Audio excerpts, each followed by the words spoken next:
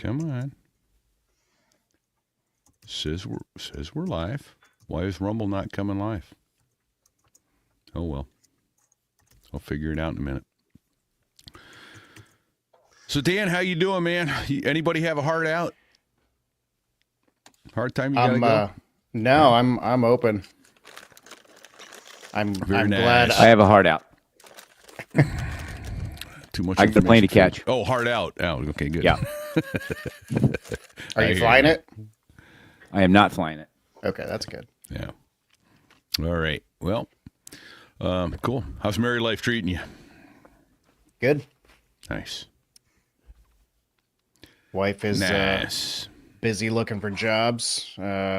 She unfortunately finished second in both of the big Oh, no. natural history museums in the Bay Area, so those are kind of out. So now she's branching out to other stuff and tapping her networks for environmental policy, just anything where a good scientist / biologist can be of use. So There you go. but yeah. All right, well, good luck to her. Mm-hmm.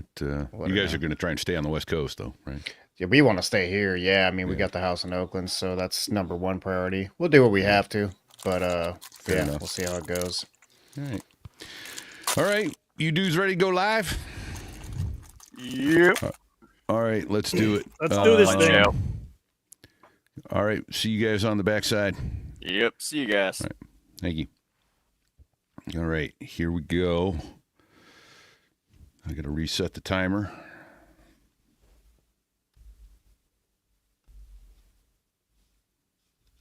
Here we go. Quiet, numbskulls, I'm broadcasting. This here is a true story about crossing the pond at night in the world's smallest cockpit on the tanker through the weather. Oh, and to the tanker crew who did that, thanks a lot. We really appreciated that. He doesn't mean that. I'm just kidding. No, I'm not.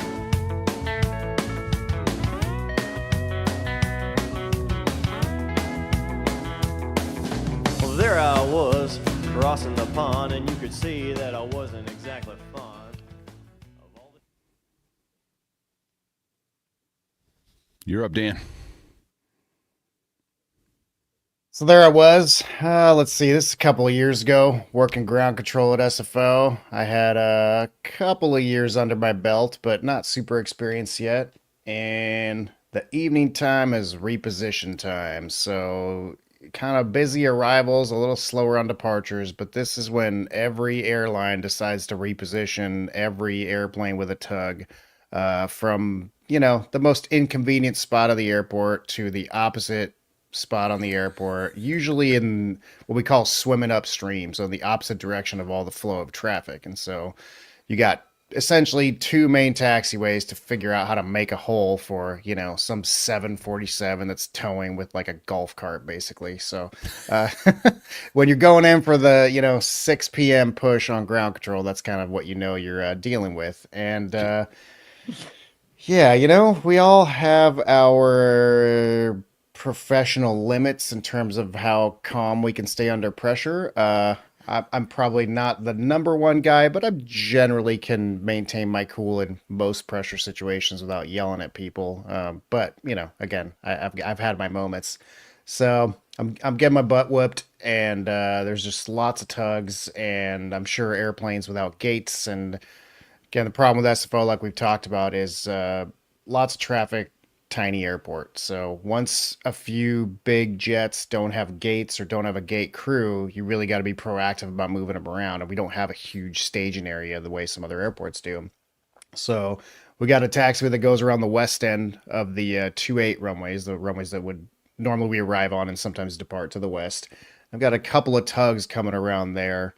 And this is before we had our new fandangled ground control where you can actually manually tag airplanes up. You can put a tag on them, write whatever information you want to, call sign, gate, etc. So these are just primary targets at the time. You just have a little target on the screen. And I had to reach out to one of these tugs to get him to stop because I forget the exact situation, but I had to move somebody else around. There's gonna be someone in their face, so I'm like, tug 92, hold short of Yankee or whatever it was, and I get the response, and the tug's still moving, and I'm getting into an imminent situation. On ground control, no one's really gonna crash into someone else usually, but you can get yourself in a situation that we call a golden tow bar. And that's when that's kind of the worst. That's when you have two planes under power that get nose to nose on a taxiway with no way out. And you have to call the company, get a tug out there to push the airplane back. And if it's an airplane full of people, well, that's really embarrassing. This is more of a silver tow bar situation, meaning one of them's already towing and one of them's under power. So if you need them to back up, you could probably make it happen. But everyone in the tower is going to be looking at you and jeering like, oh, Dan's having one. So I'm getting into it with this tug because I'm trying to get him to stop, and he's not stopping. And I think what I said at the time, and again, we don't have a tower voice recorder, so to speak. So when we're not saying it on frequency, it's not recorded. But this one's probably somewhere recorded in the ether. And I yell at him because I see him moving past where I want him to hold. I said, Tug 92, I said stop. You're doing the opposite of stopping. And I hear this like really feeble voice come back in the background. We're over here by Yankee. And turns out I was looking at the wrong guy.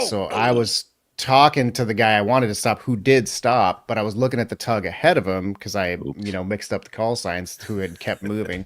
So my soup really enjoyed that one, and at least for that week or two, he would just hit me up if I was getting busy on ground. He'd be like, "We're over by Yankee," because guy was the poor guy. And we don't know what happens, but these guys could probably get fired a lot easier than we do if we call to complain or if we really lay into them. So I had to apologize to that guy on frequency because that was 100% my bad. But you're being assertive and being confident, but sometimes you're doing it with the wrong person. And that's how yet another great aviation tale begins. Awesome. Repeat here in New Hampshire. Where's my co-host? Oh, he's muted for something. So repeat here in New Hampshire. That was Dan from Danger Close. We'll get Fig on here in a minute. He's got something going on in the background. I'm back. Hey, fucking dogs, man. Doorbell, fucking dog. Anyway, I'm at home, obviously, and it is a pleasure to have Dan Danger Close Dan back on. Welcome, Dan. Thanks, guys. Good to be back. Welcome. So, for those who may remember, we had Dan on back last around June time frame of 2024 with the Danger Close podcast, which is a really fun podcast to go listen to. If you're a movie buff at all, I highly recommend going and listening to it. Their most recent episode is on the movie Paths of Glory, all the way back to the 1950s. But it was with Spartacus, wasn't it? That was Kirk Douglas. See. Yeah, that is Kirk Douglas. That's Kubrick, one of Kubrick's first big films when he was still a young filmmaker. So kind of interesting to see an early Kubrick. Yeah, and the one before that was on Lawrence of Arabia, which I'd seen many times, and I still learned something about that movie. So if you're a movie buff at all, I highly recommend going back and listening to Danger Close, a war. What is it? Oh, what's the tagline? A war film podcast. War film podcast. Mm-hmm. Yeah, there we go. So good stuff. Well, damn, Dan, welcome back. Thank you. Hold short of Yankee there, dude. Tug 92, damn it. Right? What's the matter Super with tug. that guy? Why is the guy I'm telling not to move moving? Oh, because I'm not telling him. I'm glad I've never made a mistake like that. I hear it's bad. Oh, boy. Right. Right. Yeah. So you've been an air traffic controller for a couple weeks now. Right. Yeah. When did you get your start? Remind everybody. I've been out of boot camp 20 minutes.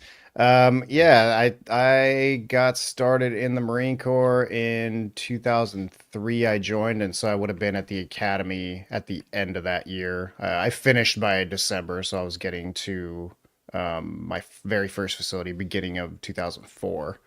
And then I had about a year and a half working in restaurants, kind of took time off between the military and the FAA. But I've been at SFO ever since the beginning of 2010. So I got 15 years there, minus, year and a half for training or so. Sure. Well, I had the record so- for longest trainee for a while, so that was fun. Year and a half. I just learned something. I didn't realize. I figured you could go to an FAA job with military experience. If you're a certified military controller, you can't go to an FAA job and train up. You have to go to their academy. Yeah, I mean, essentially you can, but depending on the era, they still like to introduce you to the way the FAA does it. So I think I skipped a month of their basic course and went straight to their tower course. So I did a month course instead of a 2-month course. And to be honest, for me, having been out of it for a year and a half, not talking to live airplanes, it was a good thing. Plus, it all depends on where you were in the military. Me being at mostly Camp Pendleton, plus being deployed, it's just not like air carrier traffic, especially ground control. The military can get real busy doing the pattern and doing, carrier breaks and a lot of stuff you don't do in the FAA. But what you don't get is busy international airport ground control pushes. That is definitely the thing that I stepped into and kind of looked around and went, oh man, that yellow footprints moment. It's kind of like that. Yeah. It's kind of like that. What have I done? Oh man. Okay. A quick question about the academy, way off on the sideline there, but so I had a friend 35 years ago who was a pilot and didn't have the eyesight to go to Navy flight school, so he decided he was going to be an air traffic controller, and he busted out, and he said it didn't make any sense. Because I'm a pilot, I know how things should be done. And it didn't go well for me at the Oak City Academy. Did you have any pilots in your class that were smarter than the FAA? No, pretty inexperienced people. The one pilot that I do remember distinctly, because it was more a reminder of how messed up the pay was in the regionals at the time, is so this is take you back to end of 2009. This girl who was in my class was an FO in her first year at, I want to say like Republic Air or something like that. Yeah. And her annual, and they were furloughed, which is why she put in to be a controller and went and did that. So at the time, our gross annual salary at the academy, annual, mind you, was higher than hers. Yeah. It was like 45,000 a year was your no qualification, just trainee student pay. Her FO salary at the time was 26,000 a year, which was just wild to me. I mean, I couldn't believe, especially after we're talking about, was it the Buffalo accident where they really put a hard press on that was moonlighting? February of 2009. Yeah. Oh, really? Oh, that was that year. Okay. Yeah. So it must have gotten better the year after that or something like that. But I know that's when they realized they had to start paying new pilots more. Otherwise, they were going to have to take side jobs and not get enough sleep. And that was bad. Yeah, that was part of it. Congress got involved and mandated changes to minimum qualifications for air carriers and that sort of thing as well. So it got better there because people were not, willing to fly for free. We'll fly for food type thing. So yeah, that finally improved a little bit. So. Well, dang. Okay. So, I guess the other thing is what inspired you to become an air traffic controller in the Marine Corps? Did you just select it by happenstance? I know we talked about it briefly, but. Yeah, I probably mentioned it in the last episode, but my story is not all that unique in the sense that my initial idea was to be a pilot. And when I realized I did not have the discipline to, stay in college at the time when I was 19, I signed up to be enlisted and thought of the next best thing that I thought I'd be good at, which was aircrew. So again, I thought I signed up for aircrew. The recruiter, doing his job well, as the Marine Corps does, looked at my test scores and was like, yeah, you were going to slide you into air traffic control, but never bothered to tell me. So it was the classic, just like Full Metal Jacket, it was the same scene where except in combat training and MCT, not right out of boot camp. So, you do boot camp, go home, you do recruiting duty, you go to 3 weeks of combat training for us non-infantry pogues. And I remember at the end of that, they were doing the last name, read the list, read out a number, a 4-digit number. That's your MOS, your job. And it was Ferlito, air traffic control. And I raised my hand. I was like, what the what's air traffic control? I signed up to be air crew. They were like, nope, air traffic control. And I was like, Got air in it. literally didn't even know what it was. That's right. It had the word air in it. Thanks for playing the home game. Exactly. You passed. I could have gotten meteorologist. I could have gotten UAS operator. So I got lucky. And it ended up being one of the best things that ever happened to me. I just didn't know it at the time. So just goes to show, you never know how especially the military dice are going to roll. I have a quick question, just to backtrack only a second. Why the gap between the Marine Corps and the FAA? Were they just not hiring?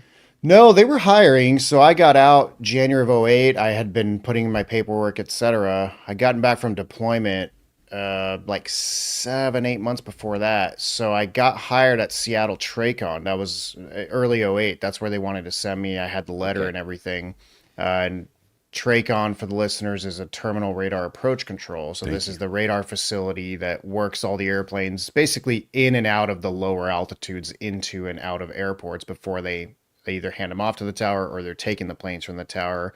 And then upwards from there, they go up to the center, which is also a radar air traffic control job. But the FAA essentially has centers, ARTCCs, which is radar, approach control, which is that kind of lower altitude level, and then towers. That's basically the split of the job. So Seattle terminal radar approach control is where I first got hired. And I really didn't want to relocate after deployment. I was getting back to my family for the first time in a while. So at the time, I was talking to an admin person in Oklahoma City, and I asked her, I said, hey, am I going to get blacklisted if I turn this job down? I definitely want to get hired, but I'd rather, stay in the Bay Area if I can. And she looked at it. I don't think you could pull this off anymore, but she said, yeah, you might have to wait a year or so, but I can get you SFO. So I would not roll those. Yeah, I would not roll those dice again today, the way things are, because there's a lot of people in line trying to get the job. But at the time, she was pretty confident. She knew what she was doing, and I owe her a lot. So yeah, I waited basically a year and a half later. I was in the academy and got to go straight to SFO, and I was the last quote unquote off the street guy to go straight to SFO. My military experience counted for some things. I got 5 points of veteran, preference, which you get for federal jobs.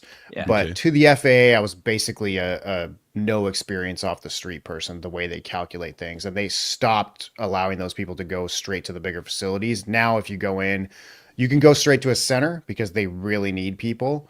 But if you go to a tower, usually you go to like a level, 6 or below. Again, towers go from basically a level 4 up to a level 12 in terms of volume and complexity. So, would it be? Well, let me ask it a different way. Is it hard to move around once you're established? Like, could you have started at Seattle and tried to get a transfer down to SFO? That's a big, complicated knot of a question, but without getting too much into the politics. So staffing has been an issue for a long time. Dates all the way. I mean, if you will go back into prehistory, basically when there was the, quote unquote, illegal air traffic control strike, I believe in 1981, and then Reagan fired all those controllers and we lost about half the workforce. The FAA has been trying to recover from that huge loss ever since, because they had to all of a sudden hire in mass. Of course, 25 years later, all those people are retiring in mass. So basically my entire career, we've had a staffing shortage. And so what happens is facilities will be in the red or in the green, depending on their staffing. And so if you're it depends on the era, they change the rules slightly. But essentially, if you're like at 80% plus staffing, they can let somebody go, or certainly if you're at 100%, they can let somebody go. But if you're stuck I can see that.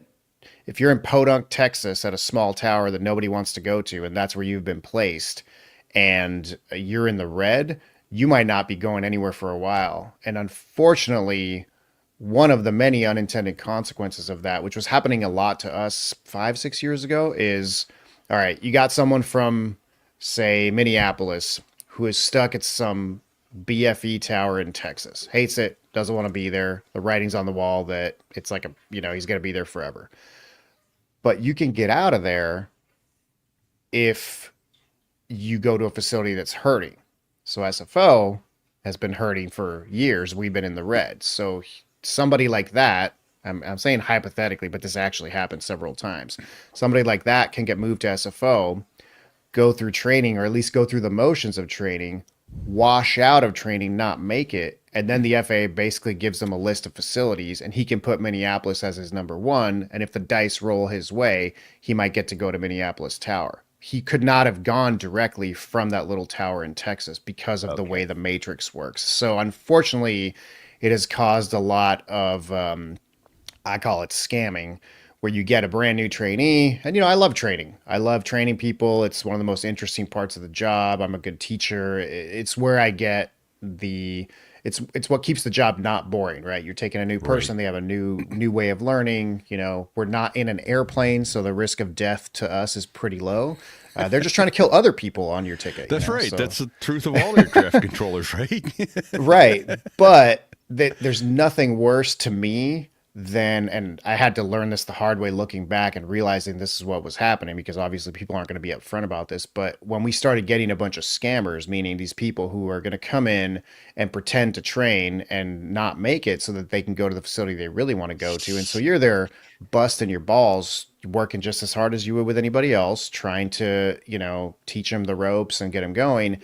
And I've seen it with people who maybe didn't have the talent to make it. But even worse, I've seen it with people that 100% had the talent to make it and either pull out of training or just wash out. And you realize you've just been spinning your wheels for 7 months training someone who never wanted to be there in the first place. So that's aggravating. Now when I get a whiff of that, I'm like, I am not training. You can write me up for insubordination, whatever. I'm not going to train. I'm not participating in someone else's scam. You know what I mean? That is just a really, really morale busting thing.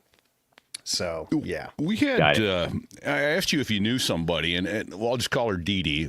Fig is Demo's wife, and so we'll stick with call signs. But so Demo was a federal agent and was down in Puerto Rico, and she was tower controller. And I roll out one day on final in a DC-10, and she was there. And I'm getting to a point with this. I got two quick stories on her, but she was there in the tower, and Dee Dee, hey, you? Yeah, that's me. Who's this? Told her. We got together. We had dinner, and the kids. It's like, hey, can we bring the kids out to see the airplane? Like, yeah, absolutely. So we bring the kids out. And we get there, and they're like, metal detectors, or the what is that called? The magnetometer is broken, so we're going to have to wind you. Like, yeah, okay. So get on in the airplane. Kids are sitting in the seat and pushing the button, making the stick shaker go, ringing the bells, all that kind of stuff. They're having a ball. And Demo reaches in his fanny pack, pulls out his service weapon, and goes, if they're serious about that whole wanding you thing, they probably ought to put batteries. Good Lord. And the captain's eyes, I mean, they're as big as saucers. He's like, holy shit. Like, it's okay. He's a federal agent. Not that. He's like, oh, okay. Like, damn. But, yeah, so that was my first one. And then the other one I know I've told on here before. 231 lost a jet by Raleigh-Durham, and I happened to be sitting on the desk at the training squadron for a student who had to go to a dental appointment or something like that. And my wife calls and goes, who's Shank 3? And I'm like, one, why do you want to know? And two, how do you know? Right. Well, it turned out Dee Dee was the Kinston Tower controller in Kinston, North Carolina, and heard all this crap going on guard, and called my wife and said, hey, find out who Shank 3 is. They're down. And it's like, so the Wives Network literally knew before the squadron commander knew that he'd lost a jet. Wow. Not a good day. But so my whole point on that was, though, she seemed to move around with a fair amount of, for lack of a better word, Teflon. She was able to move from San Juan and Kinston, and like I say, she did Oak Center when she retired.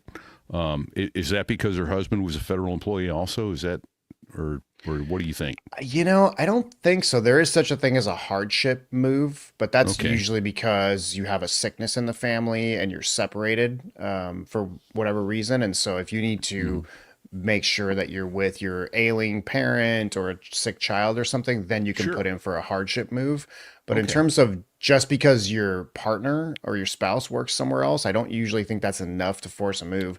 But there are all these gaps and holes, and the people whose priority is to move for whatever reason, whether it's career advancement or whether it's just geographical, there are ways to do that. One of the classic ones is if you move into management, you can get around the moratorium on moving for low staffing because you're coming out of the controller pool. And so a lot of people do that. They'll take a soup job somewhere else, and that's their ticket to be able to move to a different facility. So Okay. obviously we're not huge fans of that move as controllers, but you know, it is what it is. So yeah, if she was really trying to move, there are ways to get it done.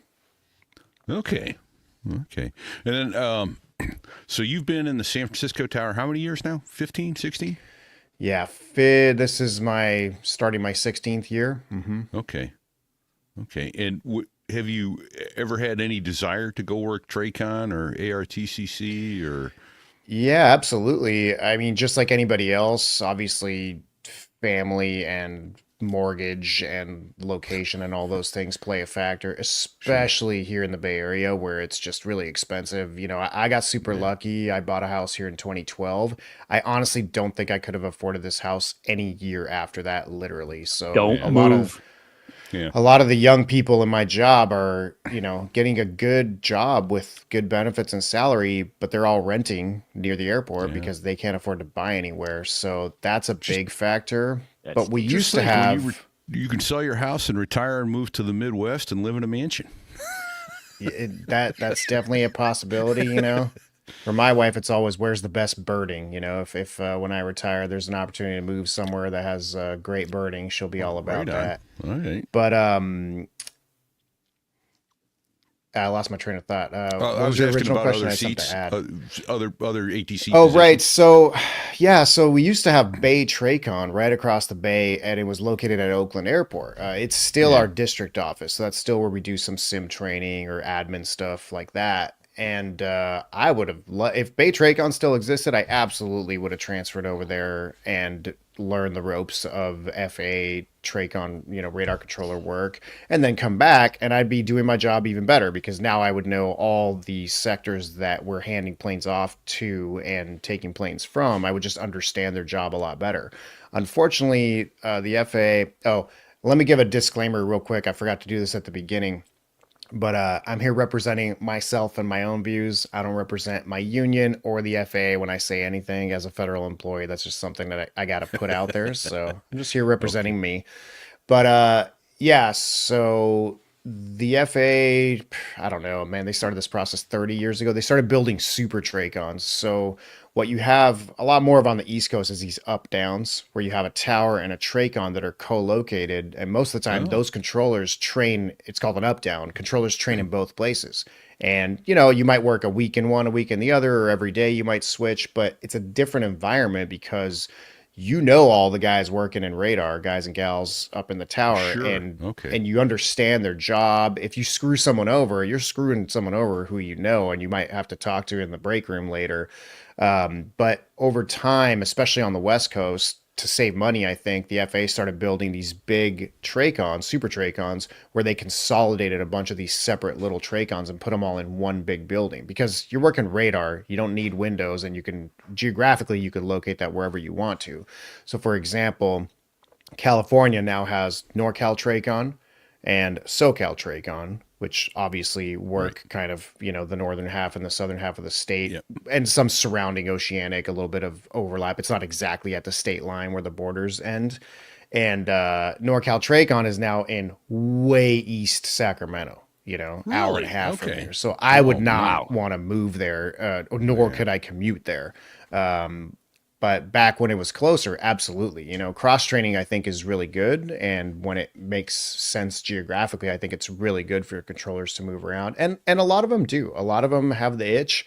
Every 3 years, they're bouncing around doing other stuff. It's good for their career advancement. Maybe they want to go into other aviation desk jobs later. And, you know, it's like when I apply for union jobs and they're looking for experience, it's like, well, I have a lot of experience at one big airport. But if you're looking for, let's say you want to attach to the NTSB, which I would love to do, and do some air crash investigation type work. When I fill out that paperwork, they're like, do you have a pilot's license? Nope. Do you have center experience? Nope. Do you have TRACON experience? Nope. So all that stuff certainly makes you more marketable. But because of my life and my situation, I'm at, you know, the biggest tower with the best pay and benefits and just the best kind of work environment that I could have to live in the immediate area. Oakland Center is close to me. If I wanted to switch and go to a center, Oakland Center is down in Fremont, but we tend to nickname centers, federal penitentiaries. It's kind of not, I don't know. My impression is it's not the funnest place to work, and a tower is definitely a better environment. Plus, SFO is a really good environment. We have really great union and management relationships. I hear about the New York towers and like the East Coast union management stuff, and it is more like a old school movie where sometimes they're really at each other's throats. So I'm not a grass is greener kind of guy. I usually appreciate what I have, and I know from plenty of people who have left that we have it pretty good at SFO. So it's probably why I'll end up staying here my whole career and then move into other things. I think when I retire, I've got other interests. I'll probably move out of aviation. So I'm currently working on trying to pump up my resume for stuff like that. Oh, there you go. Okay. What's the mandatory retirement age for air traffic controller? Mandatory is 56 with the only exemption really is if you want to extend, you can extend 1 year at a time, and you have to apply for that every year. I'm not exactly sure what the environment is in terms of when they approve that and when they don't approve that. I know that once you're past 56, if you have an operational error, it's like you're done. Now you have to retire. Like they're a lot less lenient with you. 50 is usually the minimum. It's if you get in young, like I was 26 and a half when I started, so I wasn't quite young enough to be able to retire prior to 50. So I'll be 50 and a half or 51 when I meet the minimum, but it's 25 years of service if you're under age 50 and 20 years of service if you're over age 50 is the minimum. Now, whether you can afford to retire at 50 is a whole separate question, especially here, but those are the ages. You better find something else to do. Repeat, don't you find that ironic that yeah. You know where I'm going with this, right? Oh, I do. Absolutely. You know where I'm going with this, Dan? I have an idea. So don't you find that ironic that for air traffic controllers who are controlling these aluminum tubes full of fleshy human beings all over the sky in close proximity to each other have a mandatory retirement age that's a decade before the guys that are actually flying the planes? Right. Yeah. But and I think I'm sorry to say I think that's just as much BS as it is for making pilots retire at 65. But that's my personal opinion. It was 60 when I got hired. Same. And it hurt when it got bumped up a little bit from my personal seniority. But man, it was just that's the nature of life. The government is the biggest age discriminator. Well, I know. But my point being, not only is it there's a big contradiction there, but there was absolutely no science involved. Right. It was all political. Yeah, absolutely. Get more seniority for the younger guys and that kind of stuff. But yeah, it was all like the health. Is your health matter or not? Well, yeah. No. Well, we all know there's different levels of aging, and some people don't age very fast, and some people are premature agers, especially when it comes to mental acuity and that sort of thing. Right. Yeah, that's an interesting. My prime. Yeah, what were we talking about? Sorry. That's an interesting topic, especially for you guys who were fighter pilots, which obviously is kind of the peak of mental acuity, reflexes, etc. I mean, in the end, I imagine. I mean, what's the longest someone can be an active fighter pilot and actually fly more than just their minimums? I mean, 10 years, right? Like, how long can you possibly do that? We saw guys do it into their late 40s and early 50s. But it's definitely a young man's game. But were they going to go lead the strike? No, that wasn't going to happen for the most part. In fact, one of my favorite stories, there's a great book called Raid on the Sun, talks about the Israeli attack on the Iraqi power plant. Yes. And the only guy whose bombs didn't fuse was the old guy who insisted on leading the flight, and he got told no by the SecDef, no, you're not going to lead the flight. You can be tail end Charlie because you didn't train with these guys for the last year. Right. And he G-locked himself in the pole and dropped his bombs too low, and they didn't fuse. Only two bombs didn't go off were his. Yeah. Wow. So yeah, because it's a young man's game. There's no two ways about it. You got to be young and physically fit and lifting weights and running and can you do it in your 50s? Yeah, but man, you're sucking hind tit. There's no doubt about it. Yeah. So if you eliminate the politics of it and you eliminate things like, oh, the FA wants to get, 20 good years or 25 good years, because some of our age stuff is based on just how retirement pays out and all that. Yeah. So that aside, which is less interesting, what do you guys think has the highest impact on you, as you're close to your 50s or into your 50s, when you get to that age and you're still flying, would you say it's the schedule and the sleep and all that kind of stuff that impacts your performance the most? Or is it like just the actual reflexes of a young person being able to, react the way you need to react when you see a flock of birds or, things like that? Because I know for us, it's a balance of all of that experience, right? And how much is your experience guiding you to how to automatically do something versus having the reflexes of a young person who can react, et cetera. What do you guys think? Go ahead, Fig. Well, I was going to have you go first because you actually, because I'm older, I know. Well, no, not because you're older. You're not, you're not that much older, but you have a different type of schedule. You keep a different schedule than I keep. Well, I do. Yeah. So I tend, generally speaking, I used to do more backside of the clock flying, and now with the international schedule, it's still it's nuts. I can't tell you how many times you wake up, 3 hours after going to bed when you have 12 hours off. And you lay there for another 3.5, 4 hours watching the paint dry, and that just drives you nuts. So that's the kind of thing, and I'm sure you have that with shift work as they shift you around from the graveyard shift to the day shift and all that. But so I'd say number one is going to be scheduling.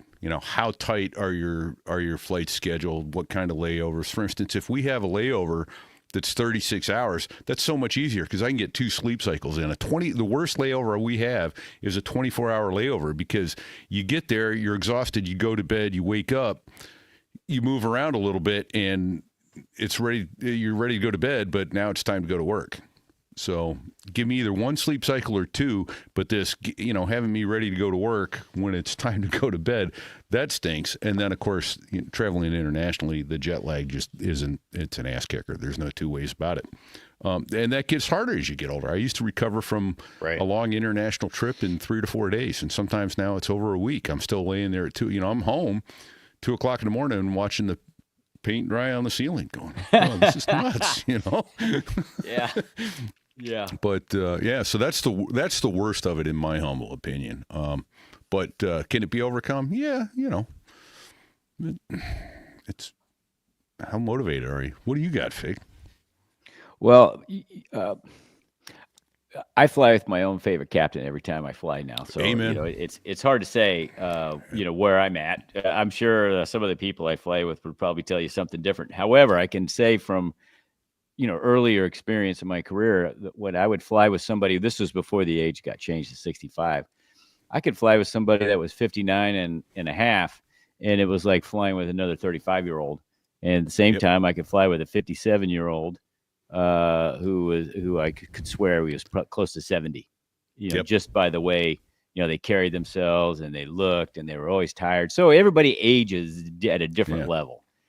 And some guys in their late 50s have the white hair and the big gut, and other guys, they're 65 and they're fit as a fiddle. So what the frustrating part for me was it was an arbitrary number picked out of thin air based on politics. It had nothing to do with any science or studies.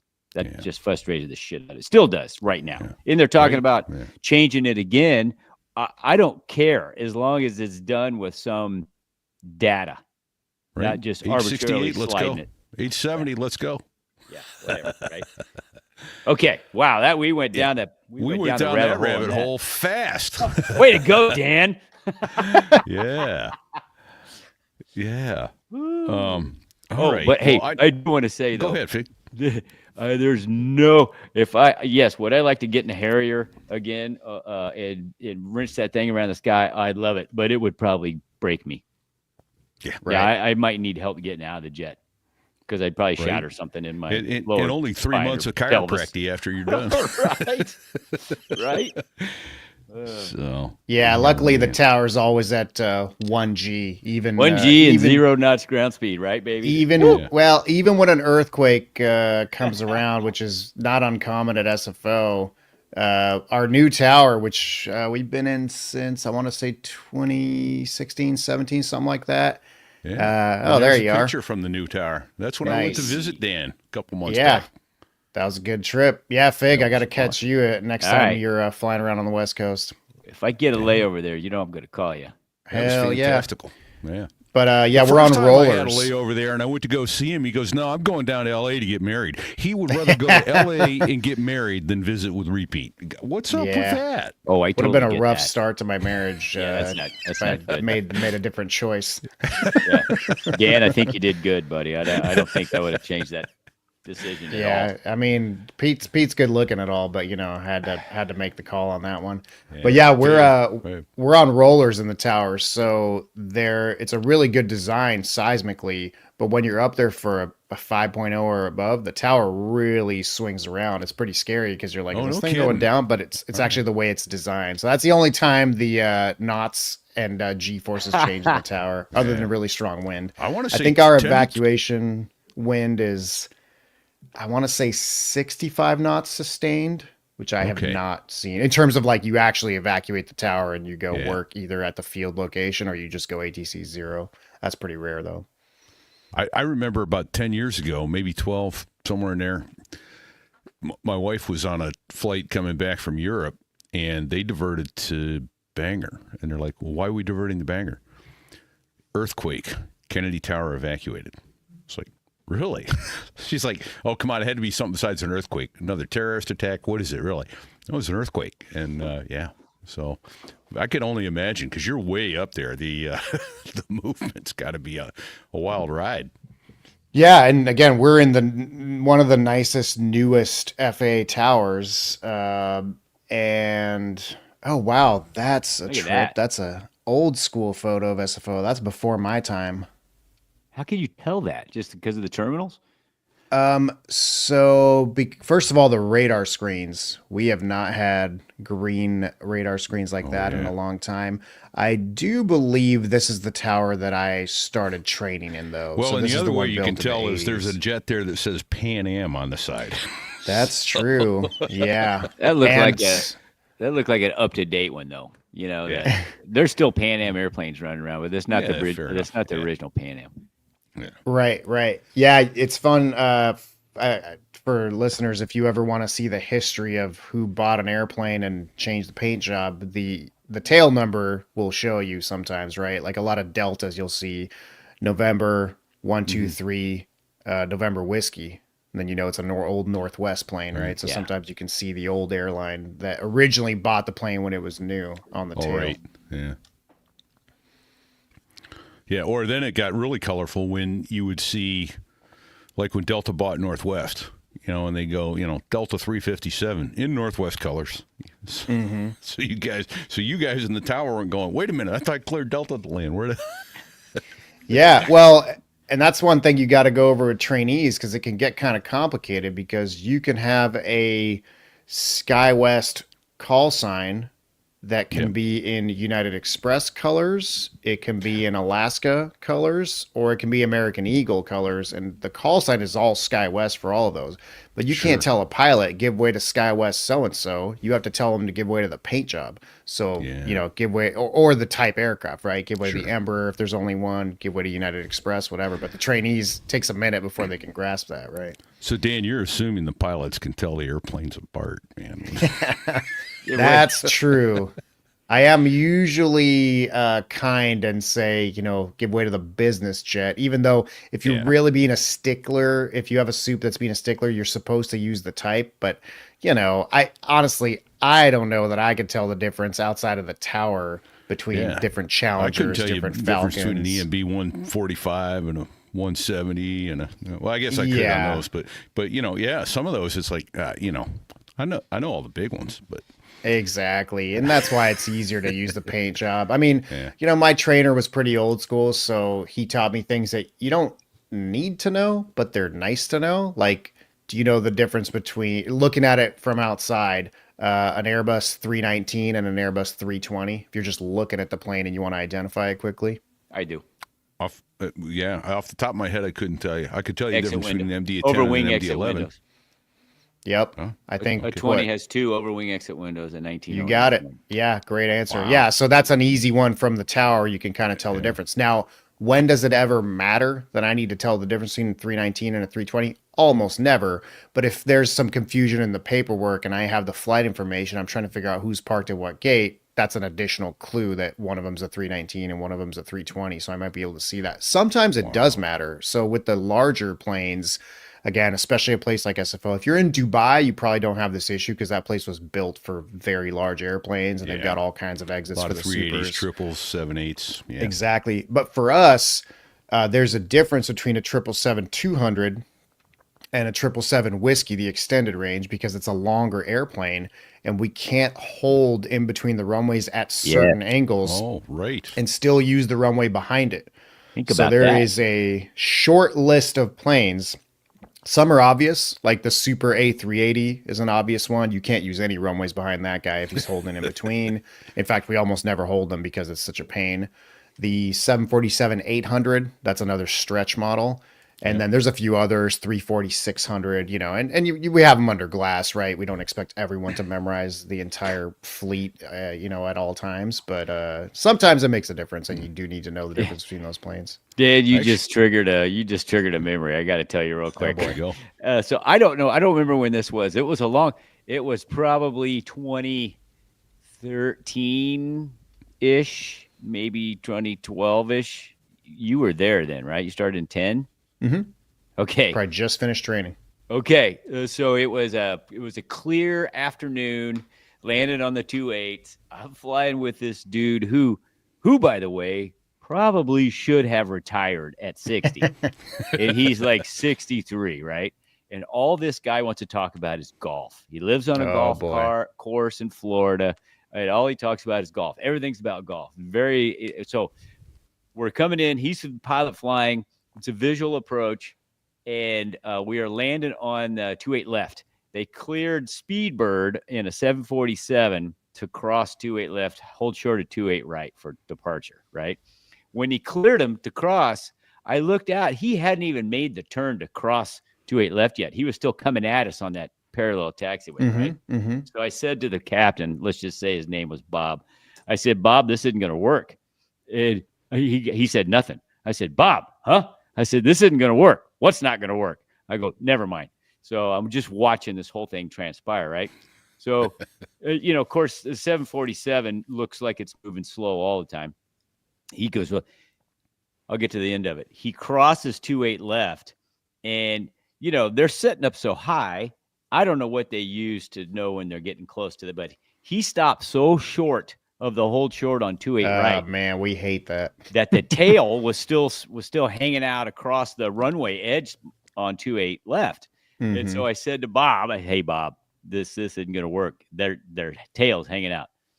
He didn't say anything. But I said, Bob, we can't, you got to go around, bro, because the tail's hanging out. You're going to fly over the top of the tail. And he goes, that's all right. I'll just stay high and land long. I said, no, dude, we got to go around. He goes, nah, it's okay. We're light. I'm going to land long, which we did. And I was so fucking pissed. So when we got off the runway, I said to the ground controller, I said, hey, we just flew over the top of, Speedbird's tail there. They're hanging out on 2.8 right or 2.8 left, Oh, roger that. And so I says to him when we get to the hotel, I says, hey, why don't you bring your iPad and meet me at the bar and we'll write FSAPs together. And he goes, why? Wow. And he didn't. Wow. That's, you see that shit. You're just going, really? Come on. Yeah. Man. Well, that's surprising that someone, you guys have a cockpit voice recorder. Like you're on the record telling him about a safety issue and he ignored it. That seems like a strange liability and risk for him to be taken. Well, so that's why I always said, especially as a first officer, just even pulling into the gate, Gate appears to be clear. I wouldn't pull in here if I were you, boss, and I'd sit Right. back. Right. I've told you, and I told you what my recommendation is. So if there's ever any David, I incident, wouldn't pull in I if I told were him not to do it. It's all about covering your own six, right? Hey, Dan, are there any misconceptions or anything that you would like pilots to know that Let's get into some ATC shit here. Yeah, that we probably should know that we don't know when it comes to the way you're looking at something. Oh man, let's see. That's a pretty good question. I can probably start bringing it around to things that happen all the time, and go back and forth on the mixing of pilot misconceptions and controller misconceptions. Well, probably one of the more unique things about SFO is how closely spaced our runways are. So both the departure north runways and the arrival west runways. This is, let's say, 80% of the time we're in that configuration, right? We're landing the 28s to the west, we're departing to the north. Obviously, in the winter, winds shift around. We might be completely opposite, but this is the most common configuration. They're 750 feet apart at the center line. So wingtip to wingtip, you're talking less than 600 feet sometimes, but depending on the type of airplanes. And we do get the occasional pilot, I would say once every couple of weeks, who hasn't flown into SFO in a long time, or maybe it's their first time, and they'll question it. They'll say, hey, is this guy lined up for the left? Is this guy supposed to be this close to us? Right. Or pilots think that we're not supposed to have you wingtip to wingtip, that we're supposed to have some kind of stagger where one's ahead of the other. Yeah. Right. And, we're not flying the plane. So the answer from us is always, I mean, if you ask me, is that guy lined up for the left?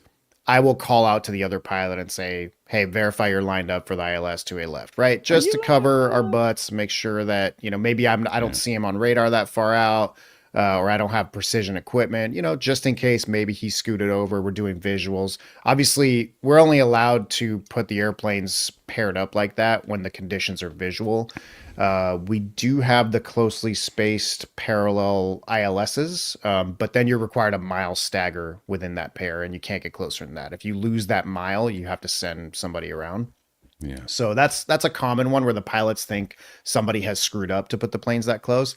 The reality is, if we're landing to the west and departing to the north, we actually want you to land holding hands, because you're going to go through the runways at the same time, and we can depart north behind you before the next pair gets here, because depending on the winds and everything, it can be really tight. And I can't clear both planes for takeoff at the same time. I have to talk to one, get the response, then I have to talk to the other, get a response. And again, depending on the exact timing of it, it can be really, really tight. Half a second of delay when you have a trainee or when you're distracted, makes the difference. I don't know how we did the job back when I started, when the sweep on the radar was a 6-second sweep. So if your cutoff, is you need to be saying cleared for takeoff when the guy's outside of a 2-mile final, or a 2-mile final is the cutoff under normal speeds. Is he at a 2-mile final on second number 3 or second number 5 or second number 1? That makes a huge difference. Now we have a 1-second update radar. So when you're running tight ones, you have a much more accurate depiction of where the airplanes are at. But that's one that I get all the time from pilots is, are we supposed to be this close? And the answer is, yeah, usually you are. If you're not supposed to overtake somebody, the TRACON usually approach control has already told you, we'll reiterate it. If we think the speed's an issue, let's say you're in a heavy and you're paired up with somebody that's, a little bit ahead of you, and I'm showing a 20 knot overtake on ground speed, we will reiterate, hey, don't overtake your company on the right, clear to land runway 2A left. And sometimes that doesn't work. It is not egalitarian in terms of who we send around when we have an overtake. Usually the answer is send the smaller plane around regardless of who's at fault, because we don't want the heavy to go around and overtake the guy and get all the way turbulence from the go around in front of him and cause an incident. So usually if you're the heavy and you're overtaking a smaller guy, we'll send the smaller guy around, even though it's not their fault, but that's just how it goes. Yeah. So Dan, what's a heavy? Define that for us from your perspective, please. Oh man, that's like a academy question. Right? Max gross weight of like 270,000 pounds or something like that. It's not even a round number. It's a weight turbulence issue, right? I mean, like a 757 is not a heavy airplane, but it has a heavy weight turbulence footprint. So Yeah, more accurately, it's not a heavy because it isn't a separate category, but it is considered different from, say, an Airbus, a regular large. Yeah. We've also, in the last few years, we've had a lot of recategorization of the weight classes. Recap, But yeah, for the listeners, essentially, the max gross weight of the aircraft, which, we're not going to ask everyone their actual weight based on the flight. So you just use the maximums because that's a more conservative way to do it. And, especially when you throw out the gear and, all this stuff on final and you're dirty, there's a lot of wake turbulence involved. And creating these are some little wake vortices, turbulence. come off the wings and can cause a problem, especially, we got the San Mateo Bridge right at the final approach fix there at SFO. And Cessnas will transition there at 1,100 feet all the time. Oof. Now, technically, flights our arrivals will be at 1,800 feet there. So usually a non-issue. But Cessna's a little high, you're doing the visual, you're a little low, and you come in 30 seconds before that Cessna goes through, and a little Cessna is going perpendicular through the wake of a 747, and wake is dropping, right? Gravity brings it down. They can get flipped over. I mean, these things have happened. So we used to just have small, large, and heavy with appropriate radar spacing or minutes of spacing behind each type. There's a requirement on departure and there's a requirement on arrival or transition, just passing behind essentially is what it's called. Now with wake recap, we have A through I, A being the super and I being the very smallest Cessna. And there's a chart that shows you, the different numbers you're required to have behind those planes. And it's like, sure, it's kind of hard to memorize, but really it's every day working at the same place. You tend to see the same combinations of planes. And so know the standards. But the 757 has changed over the years from they were like, no, it's a large, it's fine, to no, it's in its own category. And it is back now to being in its own separate category where if a smaller plane is behind it, there's a little bit of extra separation because of those engines. Yeah. So if anyone doubts what wake turbulence will do, I urge you to go to listen to our episode 132. It literally ripped 2 engines off a KC-135. What? In flight. Oh, yeah. Yeah. From what? From what kind of airplane? From another 135. Wow. Yeah. It slung them off. They rolled so rapidly, it slung the outboard motor off on both sides. Crazy. Well, no, it was the left side. It was 1 and 2. Remember? Yeah, look at the picture on 132. Sorry, I forgot about that. And he told the flight engineer, "Hey, go back and see if those engines are on fire. I've got all these lights, but I've not no secondaries." Engineer basically came back and said, "Well, they might be on fire, but they're not on the airplane." Right. He's like, "Yeah, quit screwing me." He's like, "Yeah, no, they're not on the airplane." And there's a picture of the airplane. It looks like it's a boneyard airplane sitting there with no engines on the left wing. And that's what wake turbulence did. Ripped the engines right off the airplane due to the roll rate it gave it. Yeah. That must have been a hell of an emergency landing. That was an e-ticket ride and then some, huh? Yeah. So if anyone's going to be a passenger or a pilot flying into SFO, that's always fun. It looks like tactical formation. You're half a mile from somebody riding in there right down to the runway. It's pretty cool. I've done it. It's pretty amazing. But so I got a question. What does it take from your perspective to move an airplane? I know, and basically what I'm asking for is, talk about CD, ground tower, what it takes to cross an airplane across a runway. Because if you're a ground controller, that's not your runway. How do you clear somebody across? That kind of thing. So if you could take us through getting an airplane out of the gate and into the air, what that process is like. Sure. Yeah, this is my 2-minute elevator pitch if I'm telling someone essentially what air traffic control does. But let's say you're flying from SFO to Kennedy.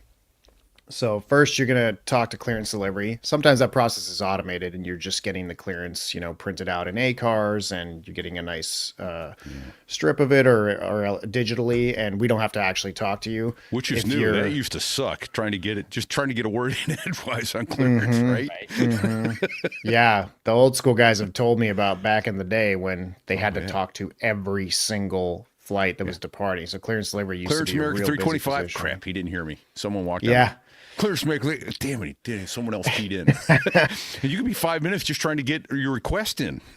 Yeah, and the time where we still get a taste of that is if unexpected configuration change happens because of the wind. Usually we're looking at the weather and being able to predict it. And if we need to turn the boat, as we call it, meaning you have to flip the departure and arrival runways, which changes all the departure procedures, etc., you try and schedule it for a lull in the traffic so that it's not as crazy for all the controllers working. But despite everyone's best efforts, sometimes it happens in the middle of the push, and that's when you'll have 20 people on clearance delivery standing by, and you literally have to write down a list because you have all these duties you have to do with the planes that are already taxiing. And every when someone new calls, you tell them, stand by your number 7, stand by your number 8. But you learn the hard way, if you're not keeping track of that list, you can't not keep track of it, because you can't just go, okay, now I'm ready. Who was number 1 standing by? Because the frequency is just going to sound like, it sounds like a radio in a blender when you do that. It's just right, and you have no idea who to go to. So there's an really organized good analogy, by the way. That's what it sounds like to me. Very good analogy. So clearance delivery and flight data are technically two positions that are 99.9% of the time combined into one. Flight data has the duties of updating the ATIS and the weather status, putting stuff on the board of taxiway closures, all of that. And clearance delivery is actually getting the clearances to the pilots and answering questions if they're unsure about a route or if they can't take a specific runway or whatever. Ooh, okay. And we train in the tower position by position. So when you show up, you're the new guy, you go through some ground school essentially, and then you start on clearance delivery. You spend a month or however long it takes, 2 months there. You get checked out there. You can now work that by yourself. And then eventually you go through the sims and whatnot to then start training on ground. And then you move on to local. So you train through the tower one position at a time. So the next position at SFO, definitely most people find it the most challenging, is ground control. So we don't push every single plane off the gate. We do have some international ramps where they have ramp controllers there, and those planes push back with those controllers. They're not air traffic controllers. They're either a United employee or a contract company. Gotcha. And they'll push all those planes back. Sometimes they'll hold planes for us. They have a few holding pads back there. And then that plane will get to an assigned spot and they'll call ground control. Are those controllers talking to you at all, the ramp controllers? Only through a phone. So if they used to monitor our frequency, we do occasionally have issues with them where they're not quite as proficient as us at being efficient with the space that they have. And so sometimes they'll block both lines. And if we're real busy, that'll start to spill out onto the taxiway and block our traffic. So unfortunately, a lot of our interactions with the ramp tower are not usually in good moments. You usually call and go, hey, what the hell are you doing? Why'd you push that guy at spot 2? Now you're blocking the entire airport, basically. So there's a lot of that going on. Yeah. But ground control is responsible essentially for moving all the airplanes from the ramp to the runways and from the runways back to the gate, as well as repositions. Like I mentioned at the very beginning, you have aircraft under tow that need to go on the quote unquote movement area. So active taxiways where planes are taxiing. And as you can see, you got all these intersections here. There aren't any stoplights, right? So someone has so if you're watching on YouTube or StreamYard or anything like that, at a little over an hour into it, Styx has put up a plan form of the chart, the SFO chart. 10-9 page. Yeah. 10-9. Which is, I can tell, is slightly out of date. I run into this problem when I teach classes as well, because it's actually, you really got to look to get the super up to date, but you can tell 28 left has not been extended yet. So those taxiways right at the end of 28 left, we no longer have those because the runway goes all the way down. It's almost as long as 28 right now. So he's got this chart memorized, Fig. He can go in his sleep. I mean, that's the first thing you do when you're training on ground is you got to know those taxiways down pat, because the pilots have some helpful signs that are lit up that tells them what taxiway is which. And in most airports. Most airports, right. And we're not talking about Paris here. The signs in Paris are the worst on the planet. Just saying. I'm actually, oh, really? Yeah. That's funny. Oh, yeah. I mean, they're horrible on Paris. You have no idea what taxiway you're on. Oh, that's and then crazy. Chicago used to be. I'll back up back out of your way real quick here. Chicago used to be bad. They'd be like, turn left on Elm Street, down Cherry Boulevard. You're like, what the hell are you talking about? They had slang and acronyms for a lot of the routes. And they almost had a 747 land on another 747 crossing a runway, and the investigation came in and said, you guys knock that shit off now. And right. And it stopped. And Chicago is a great airport to fly into O'Hare now. It really is. But back in the day, and they still have on the ground there. I don't know. I never noticed on San Francisco, penalty box right on the 10-9 penalty box. Oh, it actually says the word Says penalty Yes. box. penalty on it? box. That's Yes. Go into the penalty hilarious. box. Your gate's not ready. Go in the penalty box. Yeah. Right. Swear. Or piss off a ground controller. You could go in the penalty box. Yeah. So Yeah. I'm sorry, I interrupted your whole flow there. Back to No, where no, we were. you're I'm sorry. fine. Yeah, a luxury we don't have because of the space, and also, generally we don't really allow people to quote unquote punish pilots because no one's doing anything on purpose usually. Bullshit. But Sure you do. we do have a lot of planes that just don't have gates because maybe they're running too efficiently. Sometimes the airlines are just ahead of schedule and they're landing before the outgoing plane is vacating the gate, and we just got to hold them. Or at least I'll give them the benefit of the doubt that's what's happening. There used to be a time a few years ago when it was happening so often, I believe especially with Delta Airlines would have either occupied gates or no ground crews. Oh, there it is, penalty box. That's hilarious. And we would actually close one left and just park planes on it because, again, we have a lack of ground space at SFO. And at the time, we didn't have that many one left departures. So we would just switch to departing one runway and parking planes on the other one. And I've seen in worst cases, imagine you're landing, it's late at night, gates open, you're not going to have a ground crew for an hour. I don't know what's going on with the company, and it's that particular scenario is not super common, but I've seen it. I'm like, man, I cannot imagine. I'd be pulling the slide. Like, I can't imagine how it feels to land somewhere, be staring at your empty gate that you could be going home, and there's no ground crew to pull you in there. So that's one of the challenges we deal with all the time. That's why the difficulty of ground control is not just the volume and the complexity, but what I like to call the bullshit, right? When things just aren't working because the airlines aren't scheduled properly, or again, you have a plane that's in the middle of your taxiway sitting outside the gate. The pilots can't pull any further. They're missing either all three of their wing walkers or just 2 out of 3 are there.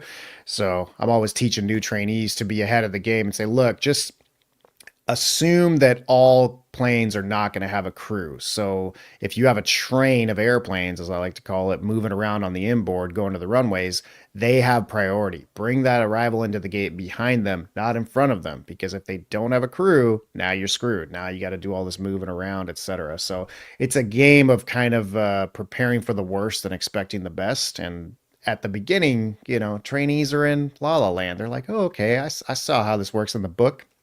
And then you deal with reality where you have to deal with just, inefficiencies in the system and everything else. So, yeah, so ground is very challenging.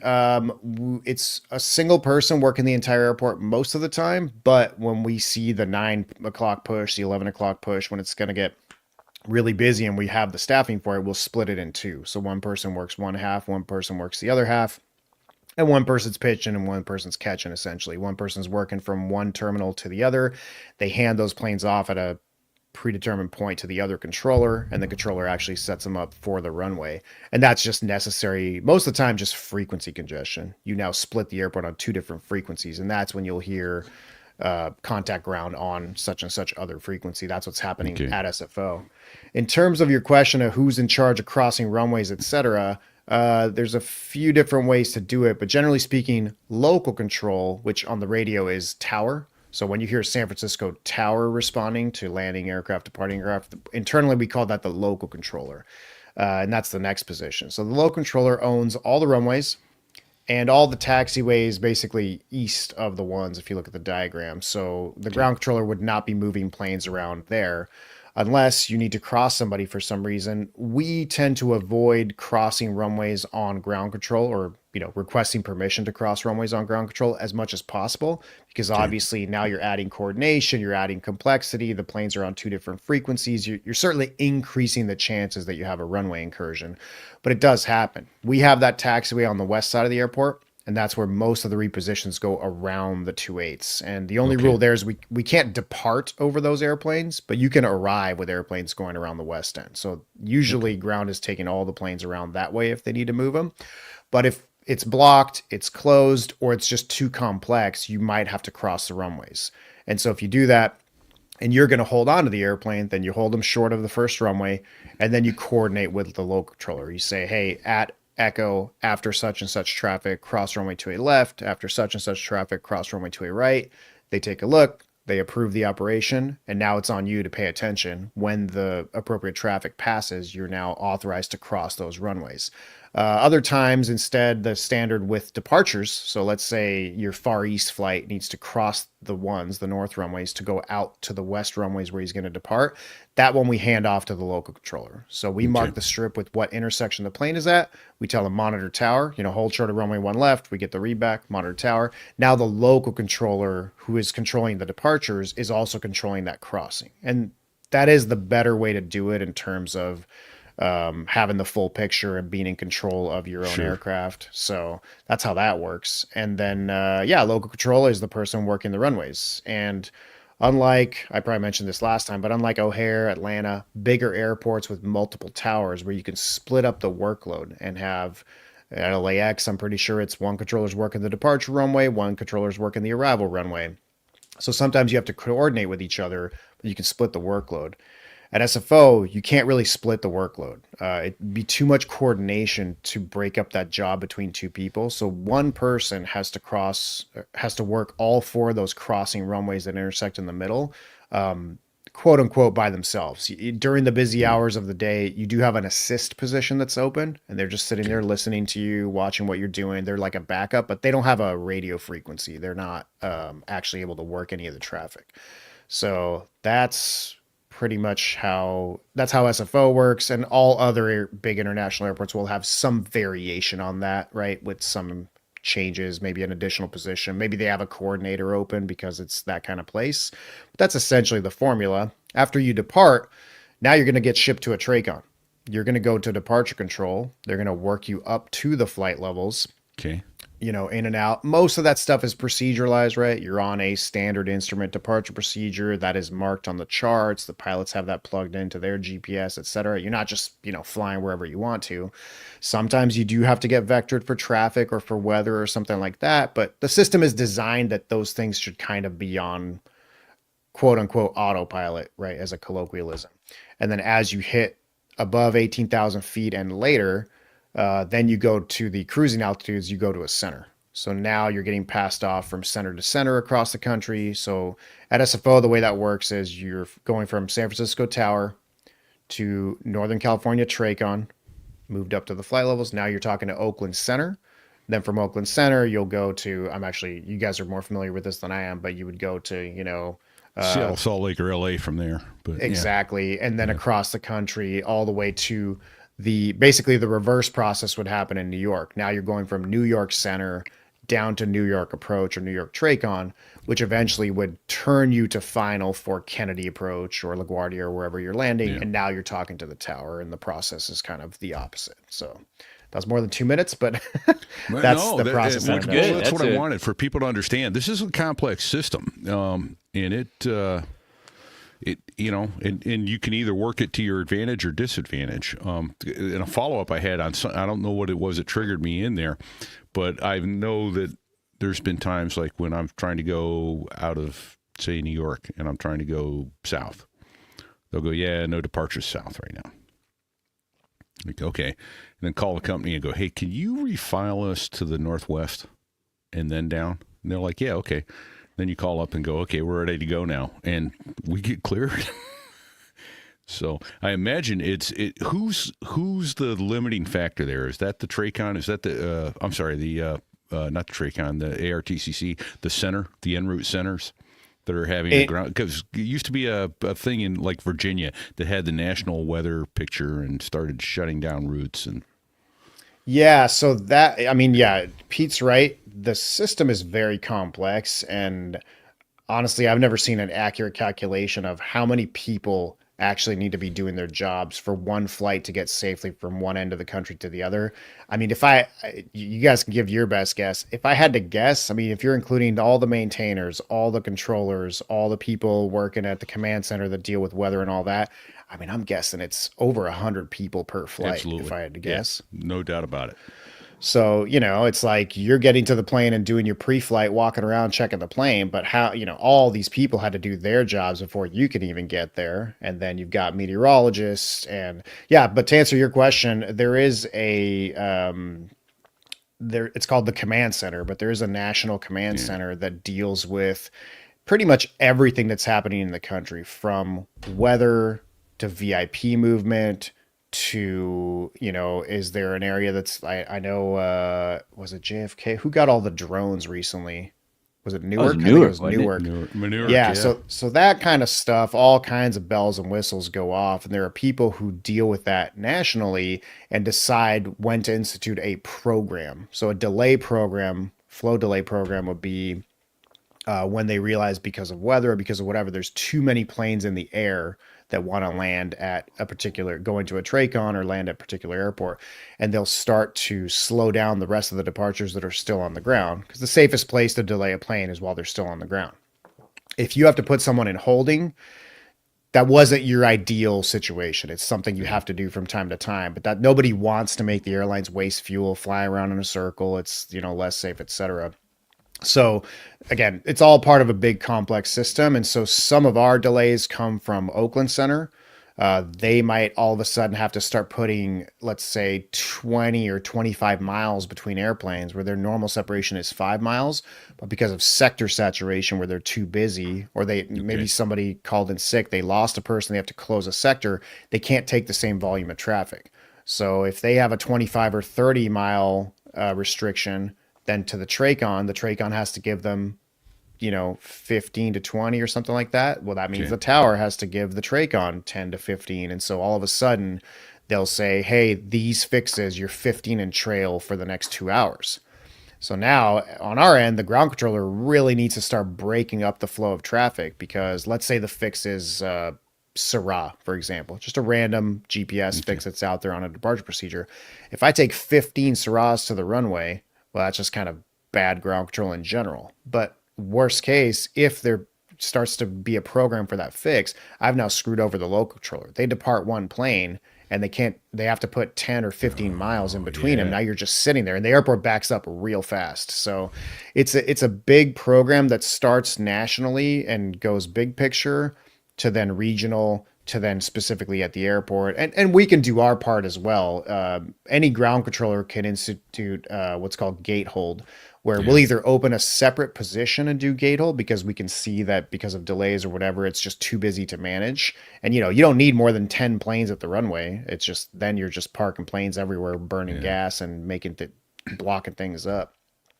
So any ground controller who's in trouble or just realizes the volume's too high can just start instituting their own gate hold. So they can start, you call for the push and they'll say, hey, you know what? You're number 12, holding the gate, expect 10 minutes, right? And you stamp the strip, you kind of keep a list, and then you get back to those pilots. So it's a game of looking ahead. And in general, the National Airspace System is pretty good at it, but there are unexpected things that happen where all of a sudden controllers have to scramble, or like the Asiana crash, something happens and a big airport goes ATC 0. Well, you might have 100 planes airborne for SFO at any given moment across the country. And now those planes have to be diverted if you're expecting a 2 or 3 hour, closed airport. Oh, I think you're muted, Pete. That's nightmarish. Yeah. I kind of like it when he's muted. It's nice. Oh, Pete's on the struggle bus trying to talk. He can't even come back at me right now. Yeah. Oh, now's the time to talk crap about Pete, huh?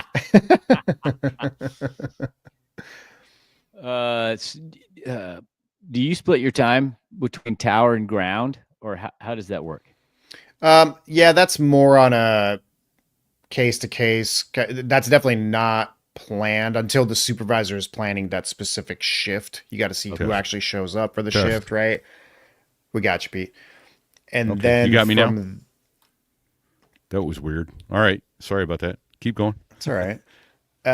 From there, it's a list of priorities. Obviously, the operation comes first. So whatever needs to be opened and staffed is going to be staffed. From there, secondarily, you would look at fatigue, how long someone's been on position, what experience level they have. This is in a good staffing scenario where a good supervisor can actually pay attention to all these things. Sometimes you're screwed and it's like, well, the next person to come up, it has to get local. They have to get the tower controller out. And that's just the way it goes. But generally, we try and rotate between what we call a control position and a non-control position. So ground and local, or tower, as you guys would know it, are control positions where you are moving live airplanes, and a safety incident could actually happen. clearance delivery, assist, coordinator, the supervisor's desk, which we do work from time to time when the soups go on break. Those are all considered non-control positions. So ideally, we're going to put you control to non-control, control to non-control, etc. But again, that all depends. When fortunately, I've only seen it once in my career, but when a big airline crash happens and you have to go ATC 0, all those controllers on the front line have to be relieved essentially immediately. So the idea is to have enough people on break that can come up and relieve those controllers, because when things like that happen, regardless of who's at fault, you don't want a person who might be traumatized or certainly is going to be upset and is going to have a hard time still work in the position when you can relieve them with a fresh controller. So all those things have to be taken into consideration when you're rotating crews. So along those, so that's right. And you don't want a guy who actually may be at fault still controlling. Also that, there's for his own sake, if nothing else. So what, I got a question that I don't know if there's a good answer to or not. Is there a mistake that you see over and over and over that pilots make? Because Fig can back me up on this, I guarantee, having instructed. When you see a student making the same mistake over and over and over again, but it isn't the same student, you start really losing your patience. You're like, oh, come on. And then, but that's actually a clue bird strike. It took me a while to realize that's a clue bird strike. Okay, this isn't the student's fault. Something is leading them down that path. Yeah, it might be a training issue, or it might be, right? Yeah, it a could be systemic anything, issue, yeah. Yeah. Yeah, or have you seen any of those, and seen them fixed, or do you see any today that pilots out of San Francisco constantly make? Yeah, I can think of two things. One is a small, dumb, kind of annoying one, but when it happens, I always wonder. I'm like, what the hell are these guys doing? It's having the wrong squawk, the wrong transponder code, or still 1200 in a box. Not because that's a huge deal, but keep going. Well, but especially when it's like 1200, right? 1200 is the VFR code. So when it's obvious that the pilots actually inadvertently skipped that thing on their checklist. That's a good question for you guys. So in my mind, I always wonder, I can tell you what it is, but yeah. Yeah, because I always think if you missed the transponder code, like what else did you miss on your checklist, right? From a controller's perspective, that's what I'm thinking. But how does that happen for you guys? We probably remember to close the door. Go ahead, Fig. I know why it happens with me when I've done it. Well, it's because it got missed in the checklist. Yeah, it got missed. They plain and simple. You're right. It got missed.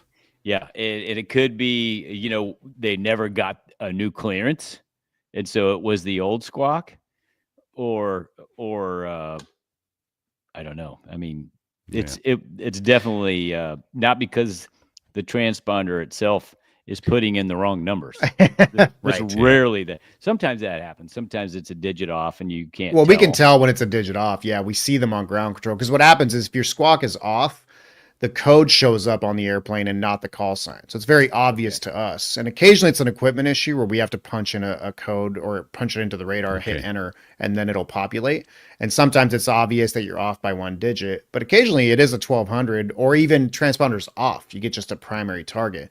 But, and not to harp on this, but just to spend another 60 seconds on it. Yeah. Because I like when I'm investigating incidents or a screw up that I had or whatever it is, I like to really get down to the details. So Fig, you said, well, we skipped that on the checklist, but tell me a little bit more about your checklist. Are you usually using a laminated thing that's manual? Do you have a digital one? Like how would you skip something on a checklist? Obviously, it has to be rushed. Go ahead, Fig. It's not because it was skipped. It was because an item was called for, and somebody gave a muscle memory response without actually verifying that it had been changed. That's usually the case. Especially on a multi-leg day. Maybe it's the last leg of a 3 or a 4 leg day, and the crew might be getting a little fatigued. And it's like, yeah. Okay, I'm ready for the checklist. You ready? Yeah, we're ready. Well, they never dialed in the new squawk, and when they got to that part of the checklist, it's like they said, squawk set. When really they never set the squawk. Makes sense. So yeah, go ahead. I was gonna say, so that's a small one.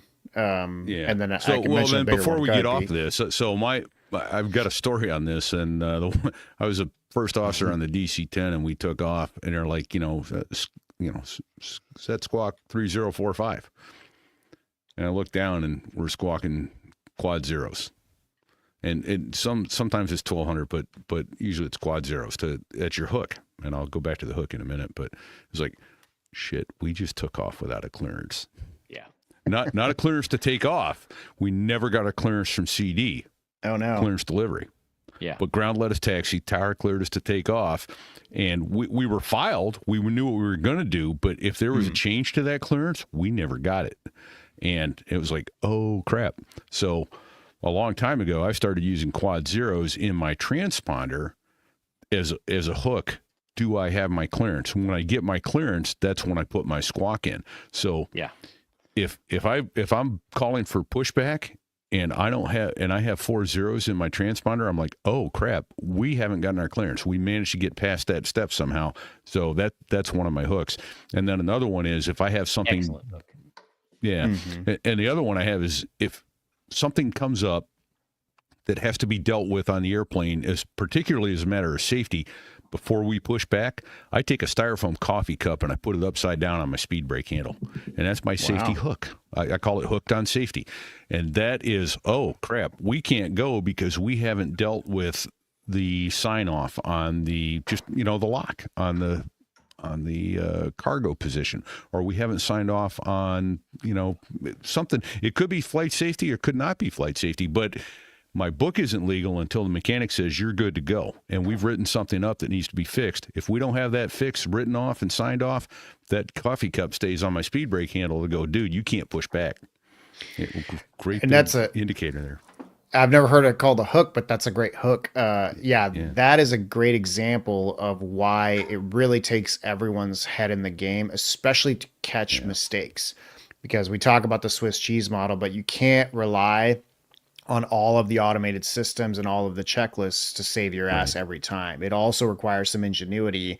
And sometimes when you realize there's a systemic issue where it's like, hey, you know what? We tend to skip this one thing all the time. Your coffee cup idea is a great one.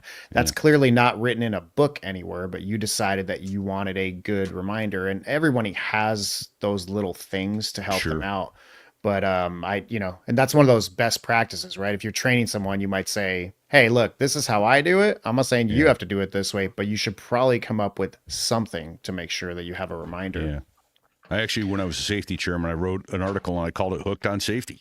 You find yourself some way, some form. And the classic example is the LSO on the back of the carrier sits there with his hand literally resting up over the top of his head when there's a foul deck.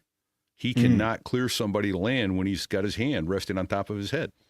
It's like, okay, that's their hook. So, do you have anything like that in the tower? Yeah, I mean, again, some are unofficial and some are real. So we have memory aids. So, for example, if you're crossing active runways, we have a big metal check runway strip that you put over the guys that you don't want to kill. So if you're crossing the ones and you have departures loaded on the ones, you would put that check runway strip over those departures. So that when you look down and try and clear somebody, you're going to see this big metal strip and go, what the hell is that for? And then you look out the window and go, oh. And it sounds so simple when you're looking at just one thing. You're like, well, how could you possibly try and launch an airplane with a guy crossing right in front of him? And I'll tell you what, I tried to do it last night. Just last night, I was relatively busy. I was not by myself. And I had an Air India 777 crossing one of the long taxiways. I had done a bunch of other crossings, and I don't have an assist. It's just that time of night where you're working local by yourself, but I do have a ground controller and I do have a guy flying the desk. So in the supervisor position, just kind of listening. And we're also calling for release with the TRACON because our departures conflict with Oakland.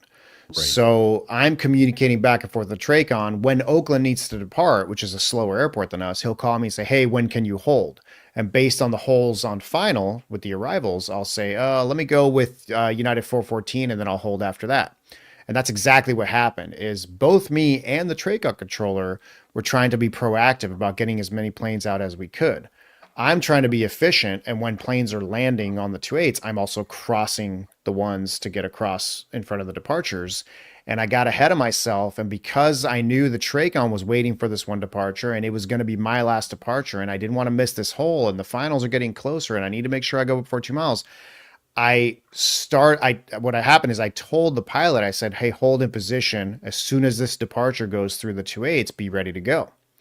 But I had crossed Air India already, even though he wasn't quite crossing the hold bars yet. And luckily, my friend behind me who was working the desk, he goes, hey, aren't you crossing Air India? Which was great safety catch on his part. Now, would I have actually launched that plane with a 777 only a few hundred feet down the runway from him? And moreover, would the two pilots in that cockpit have just departed with a 777 literally like maybe No. at most 1,000 feet in front of him crossing broadside? No, they wouldn't have, right? They would have caught it. I would have looked out the window. Somebody else would have caught it. But again, it was a good reminder of when things get complicated. And I had several strip holders on my strips. It was a relatively complex scenario, but it's a good reminder that even me, and it's not because I'm the best controller in the world, but it's just, even though I've been doing this thing at this same airport for 15 years, it's really easy to make a dumb mistake when you get ahead of yourself, and there's usually some kind of extra pressure, right? Oh, Oakland's waiting to go. I really need to get this departure airborne, or I'm going to miss this flow time, or I'm going to miss this gap, or whatever it is. And, but to answer your question, the hook there is I always teach my trainees, whenever you're clearing someone for takeoff, you're checking 4 things really diligently. You're looking out the window. You need to verify, the size of the plane, the type. Are they actually pointed down the runway and lined up, or are they still perpendicular getting on the runway? That's a factor in when they're actually going to roll, etc. You look at the strip, make sure it's the correct direction of departure for the runway they're on, especially if you're launching 2 planes. You want to make sure they're turning away from each other if you're doing simultaneous operations. And then you have 2 radar screens, the ground radar and what we call the stars, but the air radar, essentially. You got to look at both of those because you're trying to catch an arrival that you missed that's still landing. Maybe it's a King Air, right? Not that big out the window, but it'll show up on the radar screens. And so when you make a mistake or start to make a mistake, if you check all 4 of those things diligently, you will catch yourself. I would like to think that 1 second later, that's exactly what I would have done. I would have looked out the window, it caught myself and said, what the hell am I doing? I'm trying to depart with this 777 on the runway. But again, that's why you got this Swiss cheese model. So yeah, it takes a village, and no one is exempt from stupid mistakes when you're rushing. Right. Yeah. But I want to go back before we run out of time to answer your question about what are, things go to shit when you had a helicopter. Yeah. Oh yeah. So you had a second one there too about and what the common mistakes. Sorry. Yeah, so actually, Pete and I talked about this offline in a text thread like maybe a few weeks ago, because you guys are my go-to pilots when I have a question, which is great. I'm glad we have this relationship now because we can add a little bit of informal back and forth and trying to figure out how to do things better. And we were in a configuration where we were basically the opposite of what's standard. So landing to the south on the 19s and departing east off the 10s. It's really common in the wintertime. When the storms come in, the winds shift, that's what we're doing. So as a pilot on final, you're actually flying above the Oakland arrivals because the Oakland arrivals are landing east. And so you stay above them and then you descend down into SFO. And we're on the 10s waiting to go east. So still a perpendicular operation. Less common that we're departing side by, though, usually because of the weather and the departure procedures. However, the only way we can make it more efficient is if the Tracon is amenable, we can get headings. So we can split the departures by about 20 degrees. And then whether we're doing both runways or whether it's a hole where we're going to depart the same runway, you can do what we call 6,000 airborne. You can do a mile apart if you're on diverging headings. So you have a plane loaded in position, they depart, you load the next aircraft, and then anticipating when they get a mile down the runway, you can start clearing the other aircraft, because when they get airborne, the first one's going to turn left 20 degrees and the second one's going to go straight, or whatever the case may be. You can do various combinations, right? And so it was a situation where we had what we call blanket headings, meaning you're not requesting permission from the Tracon for every single flight. They just say, okay, you got headings, make it make sense, right? You got to think about which fix they're going to and not give them a crossover. So if a guy's further to the left, you're not going to give him a right turn, vice versa. But it requires us to amend every single flight plan just verbally. You have to tell the pilot, United such and such on departure, turn left heading 080, vectors for such and such fix. And then if they're in line, that's all you need to say. If they're in position, we are required to say, whatever spiel we're giving them, and then hold in position. Because what you're trying to avoid is you don't want to catch the expectation bias of a pilot who's in position ready to go. So he's expecting that the next time ATC talks to him, they're going to be cleared for takeoff. And that's not what we're doing. There's still an arrival landing south, and we can't depart you yet. But we're giving you the heading in advance because we're trying to take advantage of these lulls. While I'm sitting there with a bunch of planes and nothing to do, I'm going to go through and give headings to as many of them as I can. So we're expecting you to be paying attention with a pen, write it down, punch it in, whatever. And what started happening recently, more than in any other years that I've seen, especially in the last year or two, is I've got one of these situations. I'm issuing headings to every departure, and I had multiple aircraft when I was either putting them in position and giving them a heading, or they were already in position on the runway and I was giving the heading, read back cleared for takeoff at the end of the clearance. And now it's bias, right? Yeah. And now it's my job to catch it. I have to be like negative. No. You are not clear for takeoff, right? It's negative, hold in position, traffic landing south, whatever. But it happened to me in one session like 3 or 4 times. And so back to Pete's point about sort of, again, either there's a problem in the system that's causing these pilots to do this, because again, it just didn't used to really be an issue, especially if not only am I not saying clear for takeoff, but the last words out of my mouth are hold in position. But for some reason, that's going right over the pilot's head. And it's a big problem because if you don't catch it, you're going to have someone depart on you that you then have to catch and then send the arrival around, hopefully in time, or you might have a really bad deal. I mean, it even happened to me so badly that somebody actually ended up taking off without a takeoff clearance, but it was a scenario where I wasn't ready to launch him yet, but there wasn't an arrival that was an issue. I just didn't think I quite had the spacing in the upwind. It ended up working out, but I turned around and I go, what the hell's that guy doing? So clearly he read back clear for takeoff and I missed it, right? So it's a dual job where we both have to be paying attention. Right. But in terms of mistakes, that's definitely one where I need pilots in general to, heads up on expectation bias. Just because you're being talked to while you're on the runway does not mean you're getting a takeoff clearance unless you hear the very specific phrase cleared for takeoff. That is the only thing that authorizes you to take off. And conversely, if you hear cleared for takeoff and you see a plane in the middle of the runway or an arrival that looks a little too close on the perpendicular runway, absolutely question it. Say, is there a guy landing or is there a guy in front of us? Whatever, because, we all make mistakes. And what you can't say is not cleared for takeoff because they may hear cleared for takeoff. Oh, yeah. So if we're talking about your takeoff clearance, but it's not a takeoff clearance, we have to use the term departure. So we'll say on departure, do such and such. We'll never say, when I clear you for takeoff, do such and such because of that danger. Yep. Yeah. Interesting. Shoot. Well, we haven't gotten any. Let's try and get one or two funny ones in there. What are some of the funniest things you've seen in the tower? Or some of the funniest things that there's been, or stupidest things that have been said or done in the tower?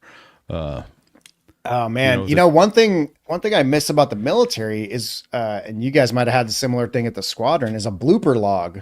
We had a blooper log at my first tower where you could go back 15 years and read the dumb shit that people did. And for whatever reason, I have not run into that, certainly not at SFO. And I don't know if anybody in the FAA has one, but I was always like, where's the blooper log? We have a collection of funny stories here. Dude. Yeah, I do need, that's a good idea. I do need to start one. So we got a, let's see. It's like Air Force One. You need to tighten up that turn. Yeah. Yeah, or if you have a emergency aircraft standby. So these two guys walk into a bar. Yeah, or if you ever have a medevac in Air Force One at a standoff, who has priority? Well, it's a medevac technically. Yeah. Slam Book says, okay. Chase, that's funny. Yeah, so let's see. I mean, they come up all the time. You guys will appreciate this one. I'll use call signs here. We actually have a new controller that has had several call signs, and not for bad reasons. Just like he's from like Florida and Mississippi, so he's a good old boy from the South, and we don't have a lot of those. So his accent's interesting. Loves going fishing. From He's way in down his south by San Jose, is he? he's in his 40s. So he was Air Force and then DoD, and then this is his first FAA facility. So this is the first person in a long time we've gotten to go straight to the big leagues. And it's great. I've gotten to train him a lot on ground control, and some of his struggles were my struggles as well when I was a trainee. So really nice guy. I like working with him a lot. Great attitude. Works really hard. And he's another Pete.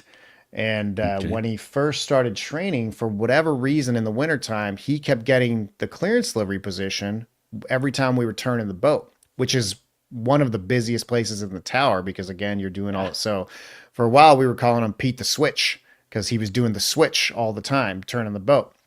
Or if you put Pete in position, it's like the winds were going to change, and all of a sudden it was just going to make it happen. And then lately, he tends to sweat pretty easily. So training hard on ground control, he had to switch to all nylon, shorts and stuff like that because he would just it was too hot for him in the tower. He's used to these places where the AC is blasting all the time. So we started calling him Performance Pete because he'd always be in performance gear, when he was training, which is a great one. I mean, hey, look, if your nickname is Performance Pete, there are worse nicknames. Oh, you got that right. A story that he just did a callback to yesterday also has a great attitude. He's good about making fun of himself and, taking it on the chin and, just generally joshing around in the tower. So, and that's always nice. It's always good to work with people like that. And he's working ground control for first week checked out, so he's tubing all the time. Right? No offense. It's just how it is. When you're new, it doesn't take that much traffic for you to be in the weeds, and you got to kind of work your way through that. It's part of the process. So he's working and it's busy, and we get a report of FOD, foreign object debris, on the taxiway. Happens all the time. Pair of gloves, random box, whatever the case may be. And he's kind of busy, a jet engine. Yeah. And I'm working the desk, so it's my job to call airport ops and get a vehicle over there. They're real good about it. They got a bunch of vehicles. They'll send a truck out there and go pick it up, whatever it is. And, usually you tell them it's in front of such and such gate or on this taxi. You give them a specific location. So Pete's kind of busy, and I didn't hear exactly where the FOD was. So I go, hey, Pete, where's the FOD at? Because I'm on the line with airfield ops. He goes, over on here by the bend. And I was like, what the hell did you just say? He goes, yeah, by the bend. And he's talking about, the hot spot right in the middle of the airport where the taxiways kind of bend around the tower. Alpha 1, Foxtrot. Yeah, exactly. That location. But, a normal response would be like, oh, on Alpha, a beam Foxtrot 1 south of the center line. Something like that. You're trying to give a specific direction to the airport ops guy so he can pick it up quickly and get out of the way. By the bend, man. Come on. He just goes over here, and he's got a southern accent, over here by the bend. And, man, he lit up the whole tower. And I was like, the bend? I'm like, where's Bend at, Pete? Is that over down there by the creek? So for a while we were just constantly, saying over there by the bend. And I was getting him out of ground, I think last night, and he's giving me a briefing, and he was telling me the location of a pushback or something like that. And he looked at me and he goes, yeah, this guy's over here down by the bend, and kind of winked at me like you're doing a callback. So I was like, good for you. Yeah, that's the best kind of trainee, So that was a good one that happened lately. Nice. That's good. Nice. I like that. Oh, fantastic stuff. Oh, man, I hate to land this airplane, but people have places to go and things to do and people to see. Hour and 42 minutes we've been at this. Right? It seems like it's 35 minutes. Maybe. I know it. Dan, we can't thank you enough for coming on and chatting with us some more and letting us waste your afternoon. Yeah, we gotta make it a regular thing. I think we should do it once a quarter. I'd love to. We talked about it last time. I'd love to do an ask a controller questions with your audience if pilots or just people have. In fact, you know what? Let's we did a hangout around Christmas time. We should do a hangout here. Let's try and arrange a hangout here in the next month or so where you can come on and we'll advertise it enough in advance so people can come on and we'll go from there. If nothing else, they can send us the questions and we can just ask them. There you go. Yes, and if you're sure you can't make a hangout, send the questions in via email and we'll store them up for you. So absolutely.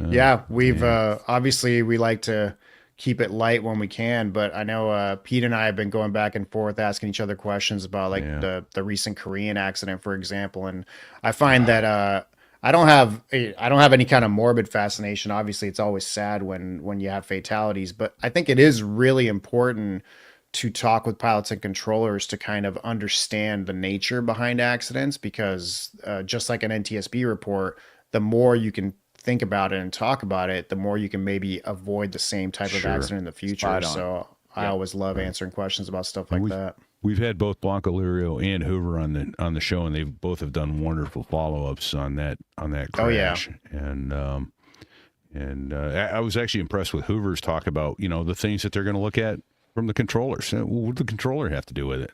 Well, not a whole lot of nothing in many ways, but there are still things. Everybody involved is a witness, is a participant. And it's all got to be looked at if you want to figure out how not to let it happen ever again. So right. Yeah, I know Juan's got the Blanco Lirio channel, which everyone's probably familiar with. What's Hoover got? I'm not familiar with his Pilot his Debrief show. is what it's called. So I'm sure we had him on. I don't remember which episode. I'm sure Sticks or Bago can find that. But just his call sign alone was it's not a big deal, and it was funny. Turned out to be. Great story. Yeah, it was actually really good. Has something to do with cross-dressing. Yeah, Hoover. It wasn't a vacuum cleaner. He didn't suck anything up with his jet engines. Give you that spoiler alert. But other than that. J. Edgar, maybe. Yeah. That's a hint. Yeah. Well, Dan, thank you for your service. Thank you for your continued service to our country. You work in a government position that keeps people safe. And I got to say, I'm leaning towards it's a long title, but put a check runway strip over the guys you don't want to kill. Not a bad title. Right. Long title, but a good apropos. Well, if you want a shorter version, the thing we always say is don't kill the trailer. That's definitely one we use at SFO all the time. Okay, don't kill the trailer. All right, that's a good show title. And trailer being Trailer. Exactly. Mm-hmm. Well, it's always a pleasure being on with you guys, and a big Semper Fi. And thanks, like I said, anybody Fig, hopefully you get a chance to come around. I'd love to give you a tour of the tower. And anybody else in aviation, even from the public, you look us up and come and knocking, and got a little security screening you got to go through. But we're always happy to give a tour of the tower and show you how things work. Shoot Thanks, me Dan. or Fig an email, and we'll put you in touch with Dan here to get a tower tour at San Francisco. And it is worth every minute of it. It's one of the more fascinating things you'll ever see. That's a fact. So thank you for your service, and thank you to all active duty and veterans families and active duty families who help make it possible. Your sacrifice is deeply appreciated. We wouldn't be the country we are without it. So absolutely. Thank you, and God bless you. So how about a big thanks to our producers in the background there, Sticks and Bago. Thank you, gents. Yeah, thanks, and, guys. those guys, especially Sticks, who did the all-nighter, so to speak. And he showed up anyway. That's some stick-to-itiveness. Either that, or he's all hyped up on Mountain Dew, caffeine. they're living through chemistry. He's nodding his head there in the background. There you go. Right on. Big thanks to Dave Hamilton, backbeatmedia.com, for all the bandwidth and expertise and mentoring to get this program off the ground, and to you out there in podcast land, right? Absolutely. Hey, a couple other thank yous. We got Badasses. I think he's here with us live today. Thank you to Badass at BDSAviationPhotography.com. You want to see some amazing aviation photos. I don't know how he does it. I mean, it's like he's standing next to the airplane that may be several hundred feet in the air. He's got giant Phenomenal. lenses. Giant.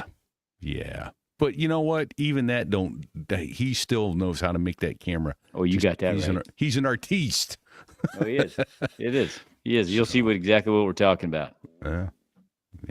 And so we're deeply appreciative of that. So there I was.us/Patreon. Thank you for all of our Patreons that continue to throw money at us, and we are humbled and appreciate it, because this putting this thing on is not free. I wish it was. No, but it's not. Right? Is it? No, we are still going because of the Patreons and the direct donors at SolarWos.us/donate.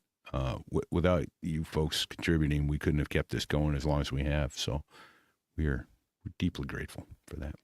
Hey, so there I was, .us/rate. Yeah. Give Throw us a some rating. stars at us. If you can't give us 5 stars, can't give us 5 stars, tell us what we need to do to make it 5 stars, because we're shooting for perfect 5 stars here. Yeah. If you training. can't give a 2-star rating or a 3-star rating, go find another show. Yeah. Don't Give us do some that to aviation. Give it to some other aviation podcast, not ours. Yeah. We're here to help. We're from the government. We're here to help, right? That's some Well, funky thank music you. in the background. Funky. It sounds weird. I don't know what's going on with it, but it doesn't sound right. Oh, it's those guys. Those guys. It's those guys. Those. I'm telling you, goes. it doesn't sound right. There's something wrong with that music. I know why. That's okay.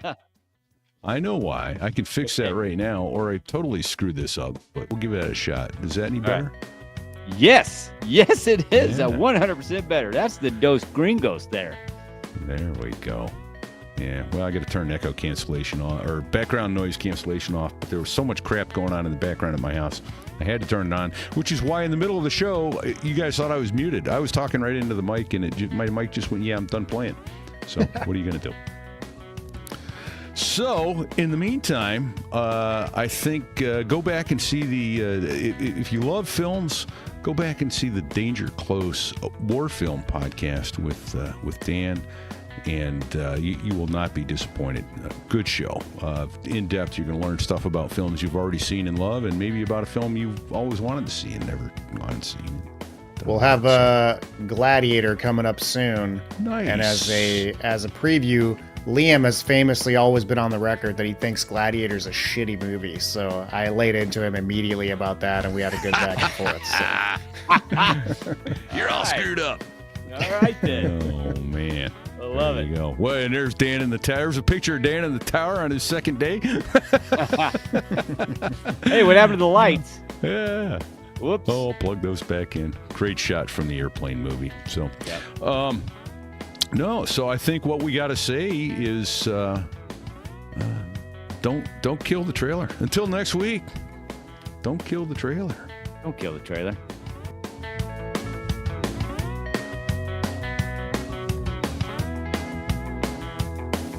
Well, there I was, crossing the pond, and you could see that I wasn't exactly fond of all the shit I was wearing on that day. Now an F-16 is cramped enough, but it's even worse with all that stuff supposed to save your life. But we knew there was no way. 'Cause when you're going down the North Atlantic, man, it's over. What did you say about the North Atlantic? He said it's colder than the well digger's ass. No, he said it's over. That's what he said. It's over. Okay. All right. Picked the wrong week to quit sniffing glue. And we're out.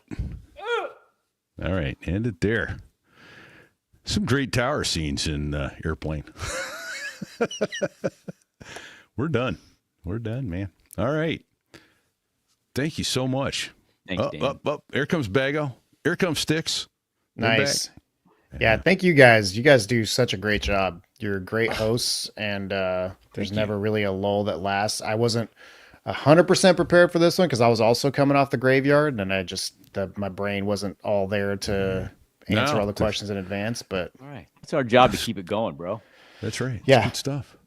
It's like, you talked about fatigue and all that stuff. I'll tell you where it's harder, I think, to be fatigued is in the tower than in the cockpit. I don't know. It's a good question for a longer discussion. The center control. Hey, Fig, how many times have you been over Salt Lake or Denver Center at 2 a.m. and gone, hey, you Anybody down still there? Anybody there? Anybody? Bueller? 15, 20 minutes. Bueller? Because it's quiet, and it's never quiet. And Yeah. then you go, did we miss a frequency? Are we normal? No, you're still with Is me. anybody Yeah, I'm still about to there? hand you Oh, yeah, off. we're here. Yeah. About to hand you Yeah, off to Seattle. And Dan, I'm just going to go ahead and give you an apology for anything that the Coast Guard helicopters have done to piss you off. They're generally pretty good. I think they suffer from the same problem that anyone else at a military base suffers from, is that the most veteran person is probably 2.5 years there, and then they're getting transferred. So that's the downside. as you Yeah. don't get a ton That's of right. That's a long-term big station experience. there. Yeah, they're a pretty busy. They're a very busy station, but you know what? I want to like try and set Badass up with trying to get him out to do some photos on the 65 or because the 65 is actually going to go away here pretty soon. Oh, no kidding. Yeah, and it's so your airframe unfortunately is sunsetting, and so's mine. But the what's amazing about the 65 is that Tupper Wolf entered service with the Coast Guard in 1980, and all of the airframes that we're flying now are the same exact airframes that we flew that started flying in the 80s. There's no it's not like we hit an hour limit and the service life the airframes are retired when they are crashed and damaged beyond repair. That ass is going to have to stay way away from that flying, whirling death trap when he's taking pictures. Because Yeah, pieces do are going not to start get him flying involved. off. An oil leak wrapped around a Flying drive off. shaft, Blades trying to tear itself apart. flinging, pieces flying. Yeah. I mean, look at Oh that. man. Yeah. In fact, Tim Delp put something up. I think it was on Facebook today. He talked about, I know helicopter pilots that won't get on helicopters. It was the only time I managed to get my ass in one of those. We're occasionally they offer us tours, and so I got in there with one of my best friends. Get in there, get the briefing, get on the suit, get in the helicopter. They're running their checks, and Captain was due to retire there within a couple of months, and he hits some snafu on his maintenance checklist, and he goes, "Well, that's a third thing with this aircraft this morning. Canceling the flight." And so after all that, we ended up walking that's a away from bummer. that Reason one. strike. Probably the right call, That's probably Right. right. Well, generally speaking, and that's actually kind of like all of us, and it's a bit of a superstition thing where if all of a sudden you hit the third item on the helicopter, that's you're like, all right, let's got to go back into the hangar. But their reliability is pretty good. So, like the question I would ask you when so you've actually been in the back of one of the helicopters. It's been a long time, but yeah, once. So what did you think about what did you think about like when you were getting in, like how well maintained that helicopter was? Nothing stuck out to me that I remember as poorly maintained or anything. But again, Yeah, my experience is very low. My experience. Hey, was boys. like Boys, I gotta go Figure because I it out. gotta You catch gotta the go. flight. There's a Chiefs game or some thanks, everybody. bullshit. Yeah, there All right, is Big. that, and I also got to catch a flight. All Yeah, right, Have man. a good flight, Fig. Call So me Matt, when you see you, can Fig. so we can do an intro for next week. Wait, say that one more time. Call me when you can so we can do an intro for next week. I don't know where I'm going to be in Central America country. I don't know Yeah. what kind of phone service I'm We going have to phone service. If you have phone service, call. If not, we'll figure something out. All right, buddy. Out. All right. See you, See you, Fig. Fig. Be well.